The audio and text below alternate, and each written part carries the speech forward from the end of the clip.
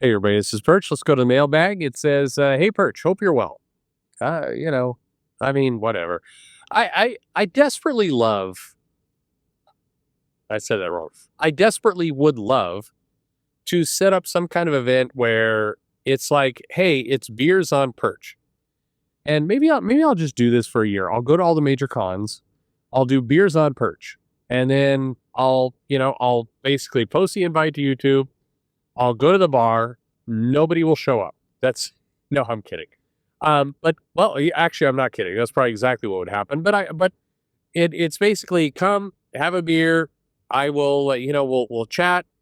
And I don't even, I'm not going to be wearing a shirt that says Perch. It's just come out and have a good time.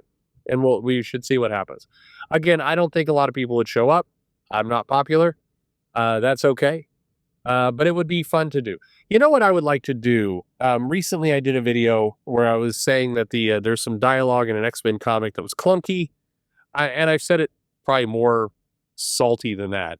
But Gail Simone, who wrote that book, came into the thing. She's very nice. Gail Simone gets a lot of shit from different sections of the internet. But in fairness, and I said it on the board, Simone has been nice to me, and I don't think Simone knows this, but she helped me out. I don't think she knows it was me she was helping, but she helped me out to get connected to someone when a comic creator was dying, and I was trying to get some money and medical aid to that creator.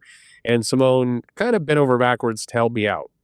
And I will always appreciate her for that, because there wasn't any of the, wait a minute, let me check your Twitter list to see who you're friends with, or any of that shit. She just helped, period.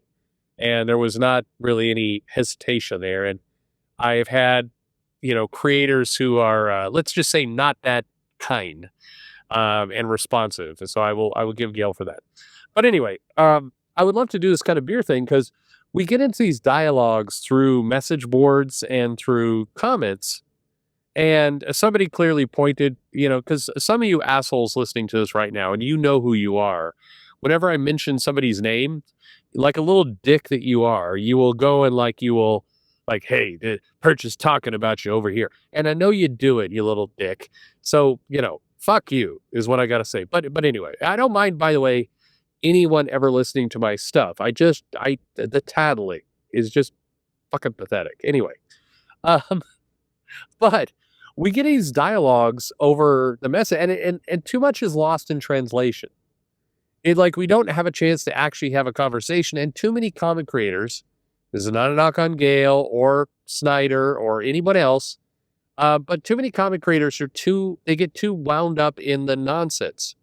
I have Sean Murphy, and had done some interviews with him, and this obnoxious dickhead decides to create trouble and just makes it unpleasant for everyone. And now, what's Sean's interest in coming back to talk to you all? Lower, because it was such an agonizingly painful bunch of bullshit due to this one troublemaker. And I've said too much at this point, but at some point that whole story will come out. Anyway,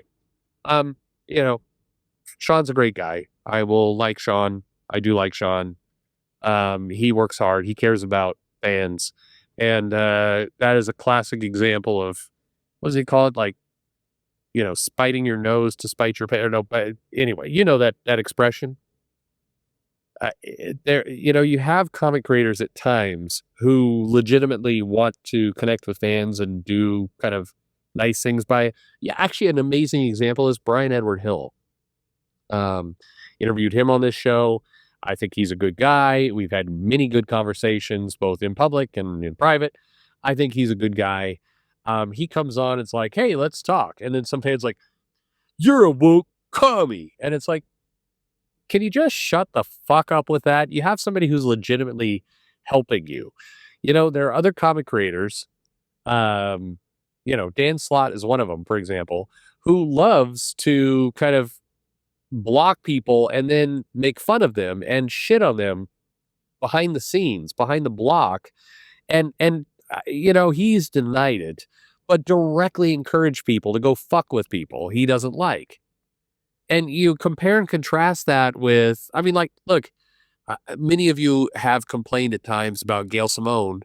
Simone still showed up on these boards using her name, being herself and talked openly. Didn't say, "Yeah, you're a Nazi," or any of that bullshit. Just communicated. And I get that there's other platforms or there's been other, dialogues that have happened, but, you know, I'm just, compare and contrast some of these other creators. Just saying. By the way, I'm not saying this because saying, "Hey, you should be nice to these ones and go shit on these ones." I'm just saying when a creator is trying to extend an arm out, don't bite their hand off. Like they're trying to connect with you, which is what you wanted. Anyway, let's read this mail. I went so far astray. Hey, Perch. This mail had nothing to do with that whole lead up. How many minutes did I ramble on about this? 5, almost 6 minutes talking about this bullshit before I even get to the mail. I feel bad for this letter writer. Hey, Perch. Hope you're well. My question for you today: do you think the modern X-Men comics are too focused on the mutants versus humans concept? Yes. All right, we'll keep reading. I know that this has always been a fundamental part of the X-Men franchise, but I feel like that's the only X-Men story writers tell these days. I want more stories of the X-Men fighting villains that are not just evil humans who hate mutants. Maybe my memory isn't the best. From what I thought I remember, the Claremont era of the X-Men, they fought against villains like the Brood, the Hellfire Club, the Shadow King. These villains kind of wanted to just take over or kill everything rather than just kill mutants. I really think what we need is more of that in the X-Men today. Interested to hear your thoughts on this.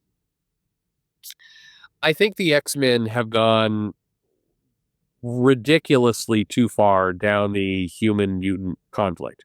Yes, it has always been a part of the X-Men. Back to issue number 1, the X-Men were hated and feared for who they were, and they were strange, and people didn't understand them. And all the way back to the very first issue of X-Men and Magneto taking over that military base and the mutant human struggle and all the rest, it is a core part of the X-Men.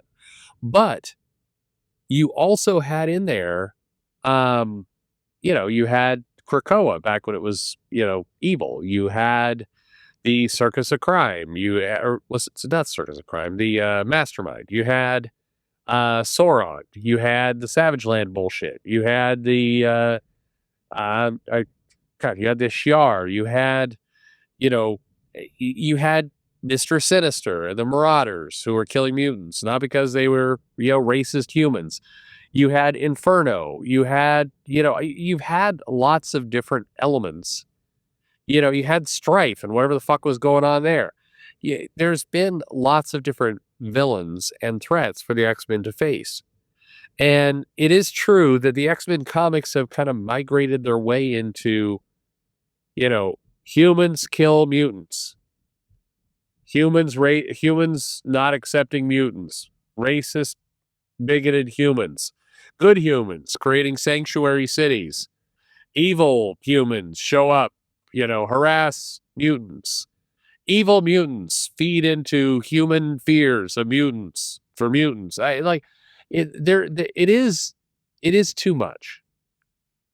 The X-Men are definitely the hated and feared for who they are. That is a backdrop, but it takes away from its power when you're constantly going to the same well of humans, bad, or humans fear mutants, mutants good. It just it gets boring to me. This is one of the big flaws of the later part of the Krakoa era. And frankly, this is where I think the Ten of Swords storyline, if it didn't turn into dumb shenanigans, there was an element of that would have been fun because it wasn't a bigoted humans hate the mutants. And by the way, please don't misunderstand this video. Plenty of people will. I'm not suggesting that you remove all storylines because Claremont did tons of storylines where evil humans were trying to get one over on the mutants, be it the Sentinels, be it the the Extinction Agenda, whole crossover. God Loves, Man Kills.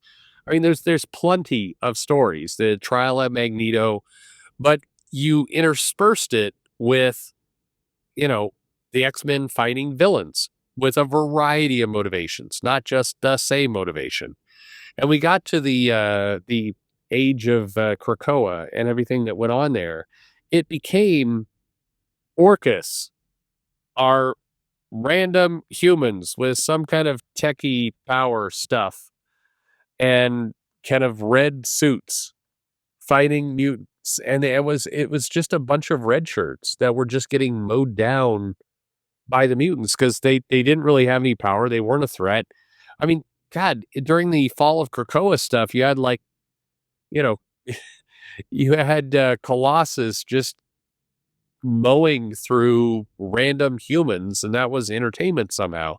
That's the challenge that I think that the X-Men comics have today is they haven't built up great villains, great threats that are not associated with the, mutants bad, humans good kind of storyline. And I think I mean, as a result, it kind of becomes a one-note comic after a while. So I think they've gone way too far. Way, way too far. I'm not suggesting they get rid of it completely. They should keep it. It's definitely a part of X-Men history, for sure. But you need more. You just need to provide more. Anyway, that's my take. What about you? What do you want to see from your X-Men villains? Let me know in the comments below. Like and subscribe and all that noise. Thanks for listening.